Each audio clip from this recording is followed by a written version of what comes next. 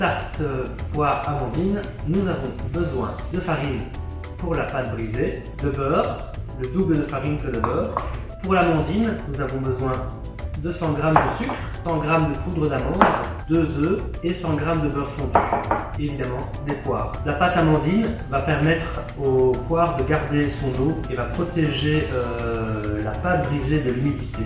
C'est assez facile à faire, ça peut se faire en grosse quantité et se conserver au frigo. Pareil pour la pâte brisée. La pâte brisée, je vais la réaliser à la main, mais vous pouvez utiliser un batteur si vous voulez en faire plusieurs, si vous voulez faire plusieurs pâtons à la fois. Ça marche très bien aussi.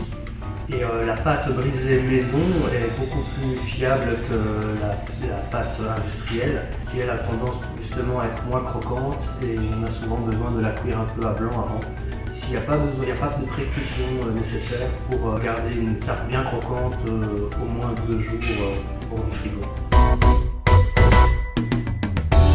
On va commencer par la pâte brisée. Il faudra laisser reposer 15 minutes au frigo. 250 g de farine, 125 g de beurre. On commence par pétrir, un peu comme un crumble, et des petites boules de beurre, des petites boules de beurre que l'on mélange à la farine.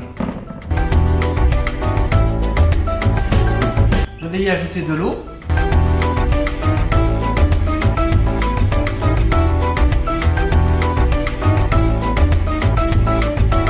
Je vais la terminer sur la table, que vous voyez bien. Alors, ce n'est pas une pâte à pain, ni une pâte à pizza. Il faut éviter de la travailler trop longtemps.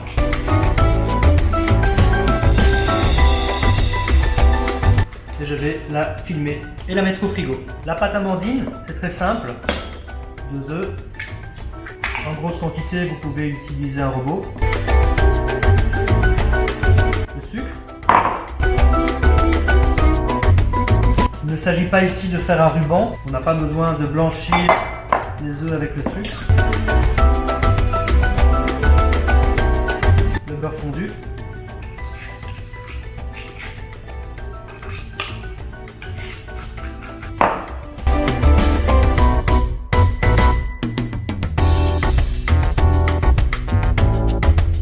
On va préparer les poires. Je ne les épluche pas. Vous pouvez si vous voulez les éplucher, mais pas obligatoire. Je les coupe en lamelles, pas trop fines. Gardez un peu d'épaisseur.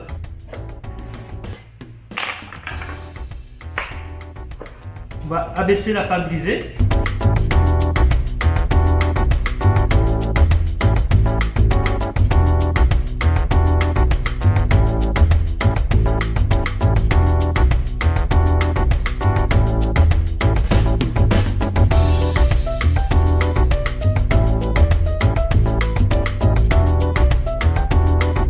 Pour notre prochaine tarte, quelques coups de fourchette pour éviter qu'elle ne gonfle trop. La pâte amandine, pas besoin de pré-cuire la pâte, elle va rester bien sèche, protégée de l'eau des fruits par la pâte amandine, que l'on appelle aussi frangipane. C'est la même chose. Je reviens avec les poires.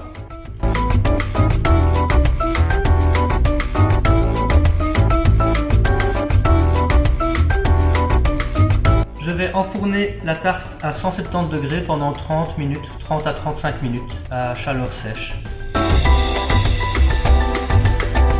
Ma tarte est prête. Je vais la saupoudrer un peu de sucre glace.